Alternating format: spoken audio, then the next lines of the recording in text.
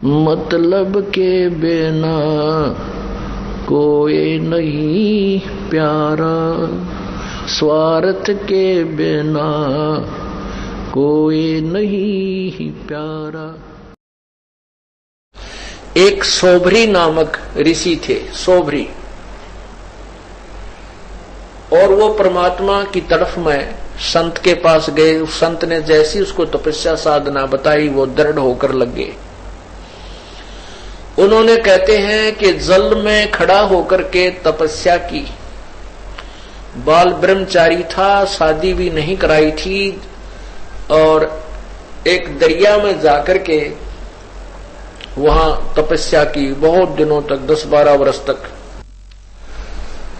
वो वहां फिर क्या देखने लगा, कुछ दिन के बाद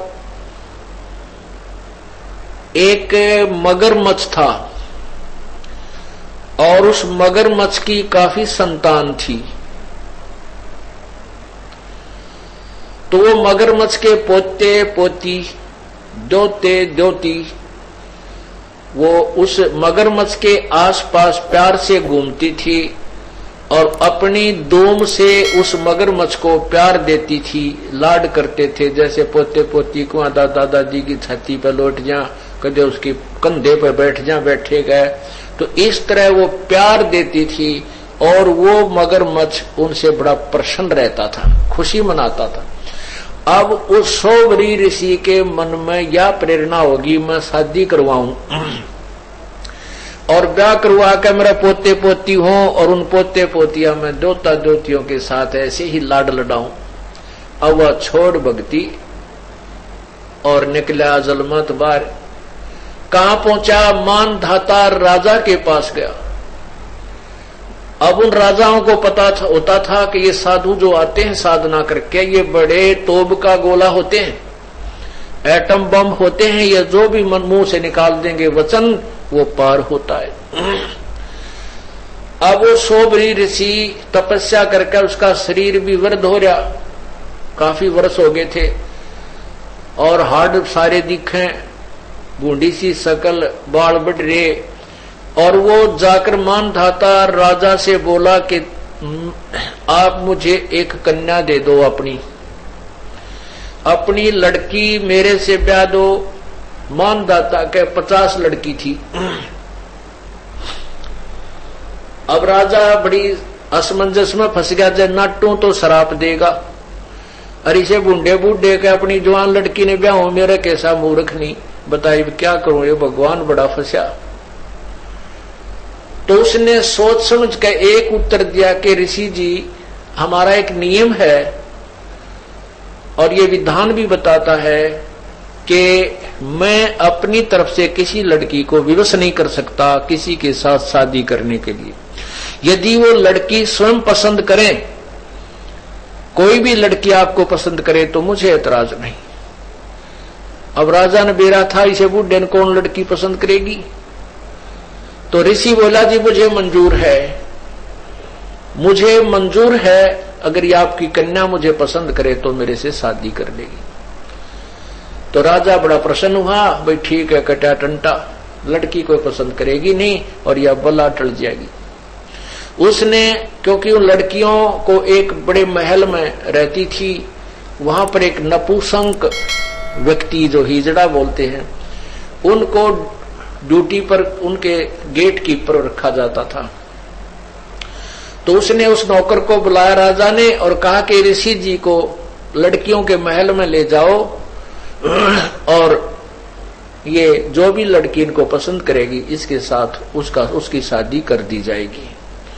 अब उस ऋषि जी ने अपनी सिद्धि साधना और सारे जीवन की कमाई को कहां बर्बाद करना शुरू किया, अपना सुंदर शरीर बना लिया नौजवान लड़के का।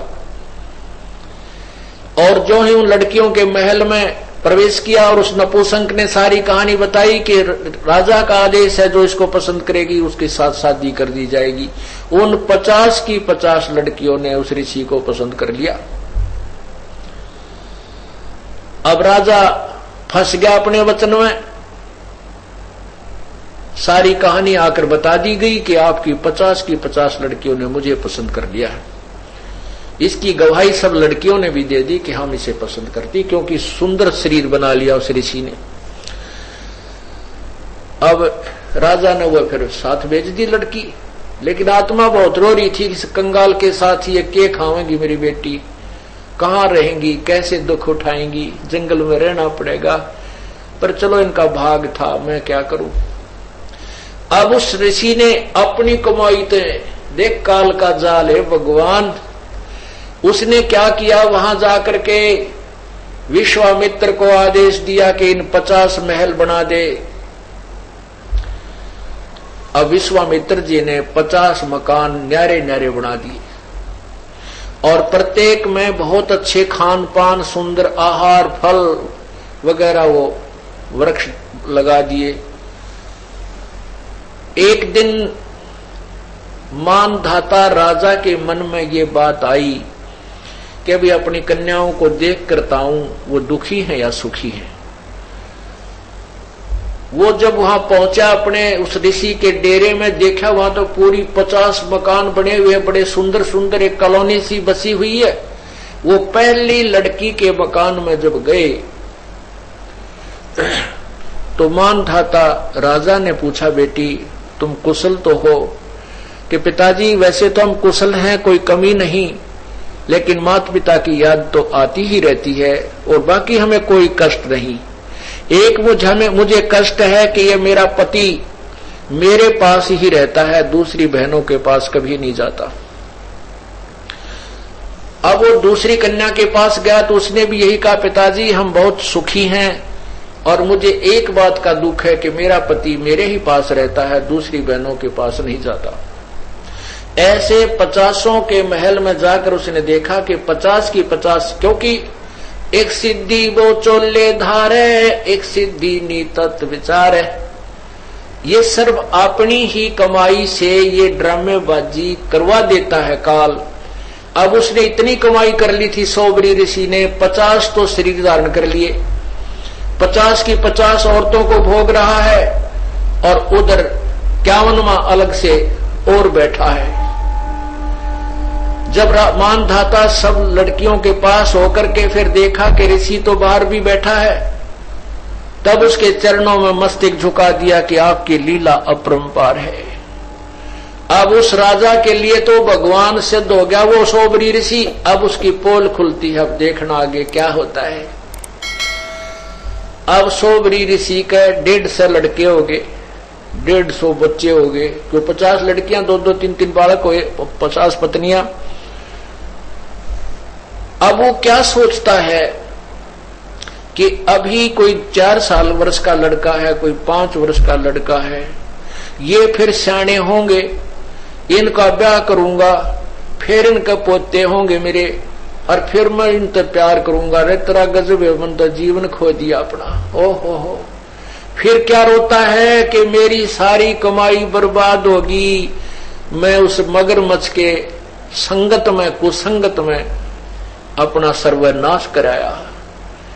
अगर वो मगरमच्छ को मैं नहीं देखता, वो कैसे अपने पोते पोतिया में मस्त हो रहा था, प्यार से खुश रहता था, आज मैंने अपना सर्वनाश कर लिया। जो 20, 30, 40, 50, 60 वर्ष में जो साधना की थी वो बर्बाद कर दी, वो नष्ट कर दी।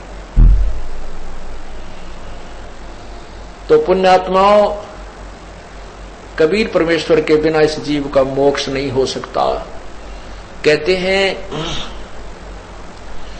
गोरख से ज्ञानी घणे ये सुख दे जति जिहान, सीता सी बहु भारिया ये संत दूरी अस्थान।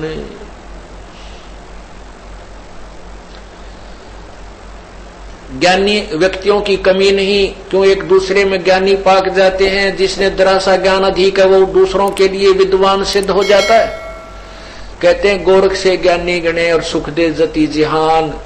सुखदेव जैसे व्यक्ति भी बहुत मिल जाएंगे जो परतरिया पर ध्यान नहीं डिगाते, और सीता जैसी पतिव्रता पत्नी भी बहुत मिल जाएंगी, लेकिन संत का बहुत दूर स्थान, यानी संतों के घर बहुत दूर हैं।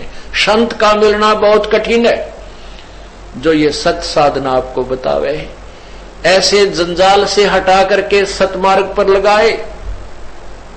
मन के मारे बन गए और बन तज बस्ती माही, कह कबीर मैं के करूं यो मन तो माने नाही। मन को कौन मनावे? पूर्ण संत मनावे, ज्ञान से मनावे।